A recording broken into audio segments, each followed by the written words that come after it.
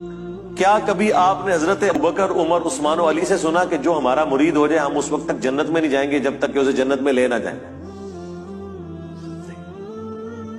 حالانکہ وہ خود کنفرم جنتی تھے، آخری وقت تک ڈرتے رہے۔ جامعہ ترمذی میں حدیث ہے، حضرت عثمان غنی جب بھی قبرستان جاتے تو بہت روتے تھے۔ لوگوں نے پوچھا کیوں؟ فرمایا اس لیے کہ خود میں اللہ کے نبی سے سن چکا ہوں کہ آخرت کی منزلوں میں سے پہلی منزل قبر ہے، جس کی یہ منزل صحیح نکلی اس کی اگلی آسان ہو جائے گی، اور جو ادھر پھنس گیا اس کی اگلی منازل مشکل تر ہو جائے گی۔ اسی کو پنجابی میں ہم کہتے ہیں نا کہ عقل نہ ہوئے تے موجاں ہی موجاں، عقل ہوئے تے سوچے ہی سوچاں۔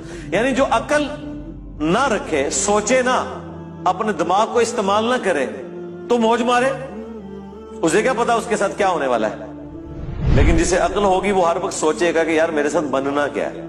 یہ وہ چیز تھی جو صحابہ کو، اہل بیت کو، صحیح العقیدہ، تابعین، تبع تابعین کو ہمیشہ گاڈ اورینٹڈ رکھتی تھی۔ وہ کبھی بھی آخرت کے عذاب سے بے فکر نہیں ہوتے تھے۔ ہماری مسلم میں حدیث ہے، قیامت والے دن ہر نبی کہے گا نفسی نفسی، آج مجھے اپنی جان کی فکر ہے۔ آدم علیہ السلام کی جو غلطی معاف ہو چکی وہ اس کو یاد کریں گے،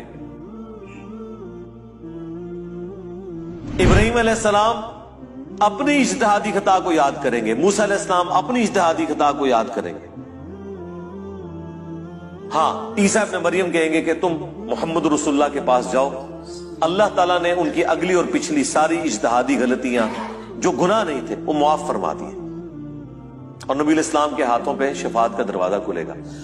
آپ کے علاوہ، آپ کے سوا تمام پیغمبر نفسی نفسی کر رہے ہوں گے، تو اس صورتحال میں یہ کہنا کہ میرا بابا مجھے بچا کے نکال لے گا، تو تیرا بابا بڑا ہے یا اللہ کا پیغمبر بڑا ہے؟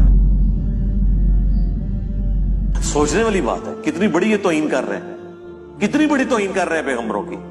یہ اپنے باپوں کو پیغمبروں سے بڑا سمجھتے ہیں۔ انبیاء تو کریں کہ یا اللہ ہمیں اپنی جان کی فکر ہے، اور بابے کہیں کہ میں نے اس وقت تک جنت میں نہیں داخل ہونا جب تک کہ اپنے سارے مرید نہ لے جاؤں۔ یہ کہیں عقل میں بیٹھتی ہے؟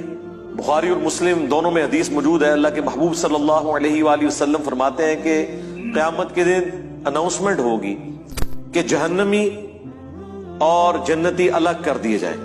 یہ حضرت آدم علیہ السلام کی ڈیوٹی لگائی جائے گی، کیونکہ وہ جد امجد ہیں سب کے۔ تو پوچھیں گے یا اللہ کتنے جہنمی اور کتنے جنتی؟ تو اللہ تعالیٰ فرمائے گا ہر 1000 میں 999 دوزخ میں جانے والے اور صرف ایک جنتی۔ بخاری مسلم دونوں میں حدیث ہے، کوئی شخص محض اپنے اعمال کی بنیاد کے اوپر جنت میں داخل نہیں ہو سکے گا۔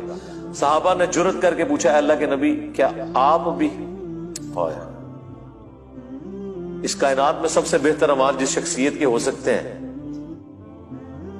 وہ تو رسول اللہ کی ذات ہے صلی اللہ علیہ وآلہ وسلم۔ تو آپ نے اس کو کیسے ارشاد فرمایا؟ آپ نے فرمایا ہاں میں بھی جب تک میرے رب کی رحمت مجھے ڈھانپ نہ لے میں بھی صرف اپنے اعمال کی بنیاد پہ جنت میں داخل نہیں ہو سکتا۔ تو میرے بھائی اگر یہ نبی کا حال ہے، یہ نبی کی سچویشن ہے، یہ نبی کا سٹیٹس ہے، تو بابے شاہی کوئی نہیں۔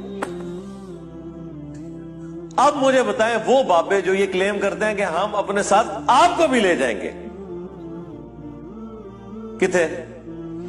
جتنے آپ جان گے کوئی کسی کو نہیں لے کے جا سکتا جب تک کہ اس کا اپنا قبلہ درست نہ ہو۔ ہاں اپنا قبلہ درست تھا، تھوڑی بہت کمزوریاں ہوئی، کوئی رعایتی نمبر چاہیے، کوئی شفاعت چاہیے، اللہ تعالیٰ ڈیوٹی لگا دے گا۔ وہ بخاری مسلم میں حدیث ہے کہ انبیاء بھی سفارش کریں گے، فرشتے بھی کریں گے، اللہ کے نیک بندے بھی کریں گے، اس سے کسی کو انکار نہیں ہے۔ لیکن یہ نہیں ہو سکتا کہ آپ دیدہ دلیری کی زندگی گزاریں اور پھر شفاعت کے امیدوار ہو جائیں، ناٹ ایٹ آل۔ بخاری مسلم دونوں میں حدیث ہے، جب سورہ الشعراء کی یہ آیت نازل ہوئی کہ اے نبی اپنے قریبی رشتہ داروں کو آخرت کا ڈر سنائیں، تو نبی علیہ السلام اپنے رشتہ داروں کے پاس گئے، اپنے چچا کے پاس آئے اور فرمایا اے نبی کے چچا عباس میرے مال سے جو لینا ہے وہ لے لے، اگر اللہ نے تجھے پکڑ لیا تو میں اللہ کے حضور تیرے کچھ کام نہیں آؤں گا۔ اے نبی کی پھپھی صفیہ میرے مال سے جو کچھ لینا ہے وہ لے لے، اگر اللہ نے تجھے قیامت کے دن پکڑ لیا میں تیرے کچھ کام نہیں آؤں گا۔ اے نبی کی بیٹی فاطمہ، میرے مال سے جو کچھ لینا ہے وہ لے لے، اگر قیامت کے دن تو پکڑی گئی تو میں تیرے کچھ کام نہیں آؤں گا۔ اگر یہ سیدہ فاطمہ کا سٹیٹس ہے تو باقی تو شاہی کوئی نہیں۔ یہ کہنا کہ جی ہمارا مرید کوئی ہو گیا تو ہم جنت میں اس وقت تک نہیں جائیں گے، تو سورۃ الاعراف میں ہے کہ جب کبھی کوئی امت جہنم میں داخل کی جائے گی وہ اپنے بزرگوں پہ لعنت بھیجے گی اور کہے گی اے اللہ ہمارے بزرگوں کو دگنا عذاب دے کہ جن کی وجہ سے ہم جہنم میں گئے۔ تو اللہ تعالیٰ فرمائے گا کہ سب کے لیے دگنا ہے، تم بھی تو اپنے بعد میں آنے والے لوگوں کے لیے پیشوا بنے تھے نا، یہ جو تمہارے اکابرین تھے تم بھی تو آنے والوں کے اکابرین تھے نا۔ سورۃ الاحزاب میں بھی آیا اے اللہ ہمارے بزرگوں نے ہمارے بڑوں نے ہمیں گمراہ کر دیا، انہیں دگنا عذاب دے۔ سورہ حمیمہ سجدہ میں آیا اے اللہ جن اور انسانوں میں سے وہ بزرگ بابے ہمارے حوالے کر جن کے پیچھے لگ کے ہم گمراہ ہوئے، ہم انہیں اپنے پاؤں کے نیچے روندیں گے آج، جس طرح ان کے پاؤں کے تلوے چاٹتے تھے نا دنیا میں، اب ہم انہیں اپنے پاؤں کے نیچے روندیں گے کہ انہوں نے ہماری آخرت برباد کر دی۔ بڑا سینسٹیو ایشو ہے، جب اتنا خطرناک نہیں بلکہ خطرے ناک مسئلہ ہو پھر اس کی سینسیویٹی کے پوائنٹ آف ویو سے اسے اتنے ہی شد و مت کے ساتھ بیان کرنا چاہیے۔ یہ میٹھی میٹھی باتیں کرنے سے آپ کو آخرت کے بارے میں کبھی بھی آئیڈیا نہیں ہوگا کہ انسان کتنے بڑے خطرے سے دوچار ہونے والا ہے۔